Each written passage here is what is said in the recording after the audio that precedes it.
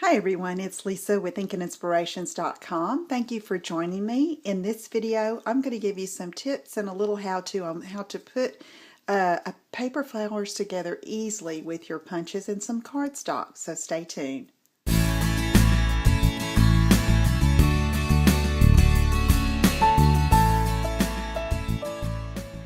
Okay, to make these flowers you need some punches, some cardstock, and a hot glue gun.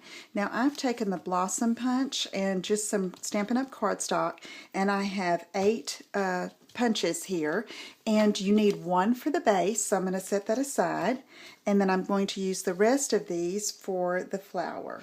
So I'm just have some water in a mist bottle here, and I'm going to wet all of this cardstock on the front and the back.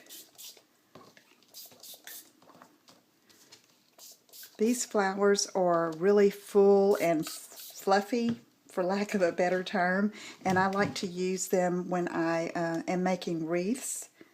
And so you take your bone folder, stick it in the middle of the wet cardstock punched flower, and you twist, okay? And then you do that for all of them, except for that one base. Now what I found is depending on the size of the punch you're using depends on how many you need to twist.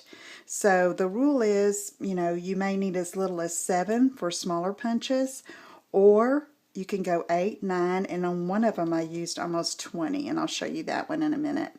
So I'm doing this. I have my hot glue gun heating up. I'm twisting, and I might have to do a little squeezing again when I go to hot glue them on the base here, but that's okay. They've got the shape going. So I'm going to take my glue gun and put a dollop of hot glue here in the center. Be careful not to burn yourself. And then I'm just going to start putting these around here and letting them stick, put the point on that hot glue. And I saw this years ago, and I really loved it because it's easy, it's pretty quick. You just punch and wet your flowers and then go with it with the hot glue.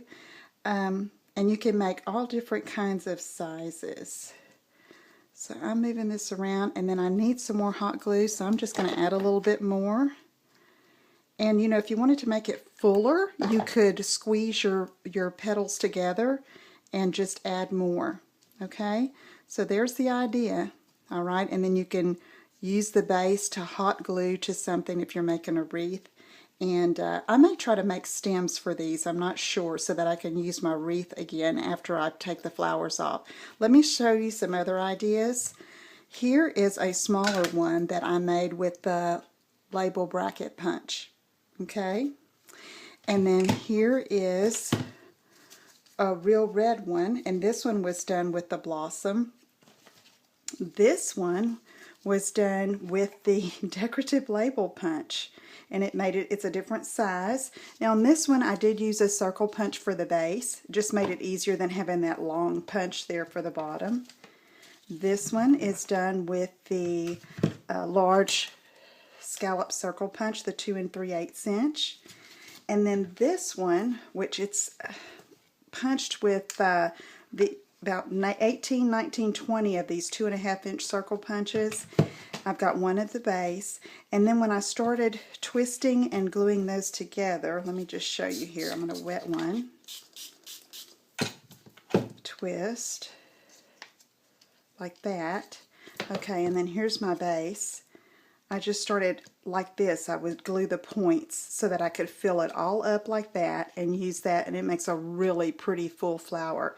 I've also done these where I've done 2 of them and glued them back to back, like say this was the same, and put a ribbon, and they could be hung from a garland. I think it would be really pretty for a wedding out of white or off-white. So give that a try with your different punches and different shapes. You'll never know what you're going to turn up with.